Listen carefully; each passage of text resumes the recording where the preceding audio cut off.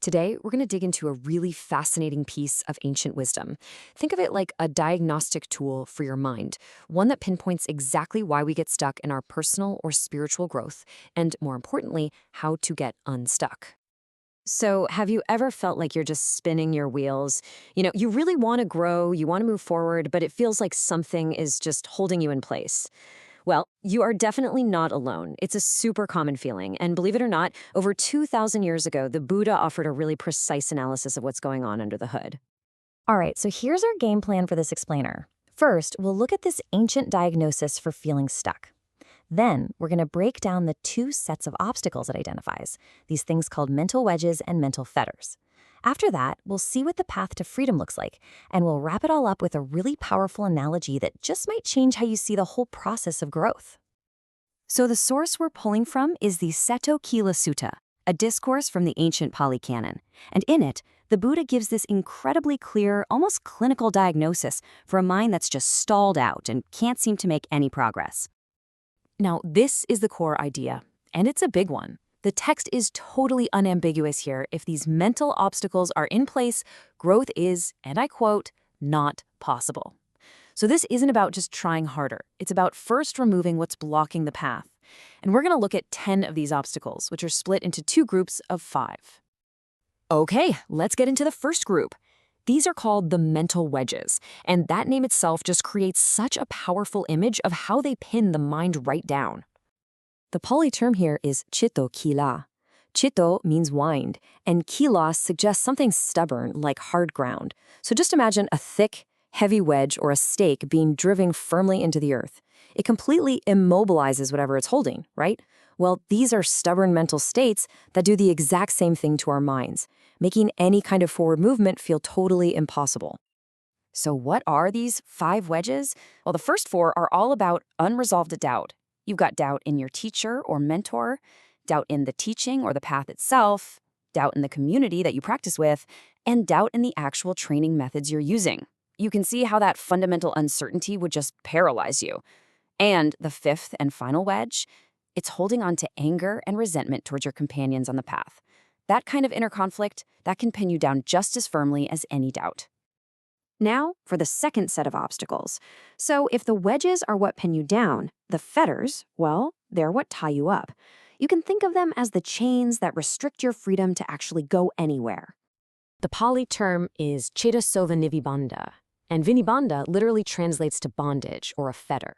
So these are our deep-seated attachments, the things our minds are bound to that keep us from taking flight. Where the wedges were mostly about doubt and aversion, these fetters are all about clinging and desire. And the list of these fetters is really insightful. I mean, the first 3 are kind of what you might expect. A lingering desire for sensual pleasures, for the body, and for external forms or appearances. But then the list gets way more subtle. The 4th fetter is indulgence, specifically overeating and laziness. And the 5th one is fascinating. It's practicing with a hidden agenda. You might be doing all the right things, but you're driven by this subtle desire for a future reward, like being reborn in a heavenly realm. Even that, the text says, is a chain that binds your mind.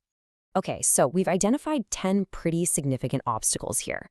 But what happens when you actually start to remove them? This is where the whole teaching shifts from being a diagnosis to the cure, and the mechanism is actually beautifully simple. This slide pretty much says it all. The text explains that when the wedges and fetters are there, the mind simply does not incline towards effort. And this is such a profound point. It's not that you're lazy, it's that your mind is fundamentally pointed away from growth. But the second you remove them, your mind naturally inclines toward effort, exertion, and striving. You don't have to force it anymore. That becomes its new default state.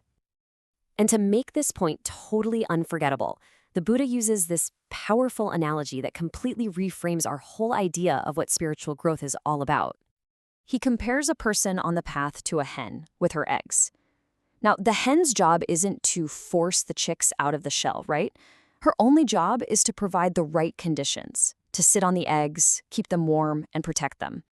And in the exact same way, removing the 5 wedges and the 5 fetters, that is our work. That's how we properly sit on the eggs. Our job is simply to create the right internal conditions for something new to develop. And you know what? Once those conditions are met, growth stops being a struggle. Just like that chick developing inside the shell, our own potential starts to unfold all on its own. It just becomes this organic, natural process. And this is the final, most powerful takeaway.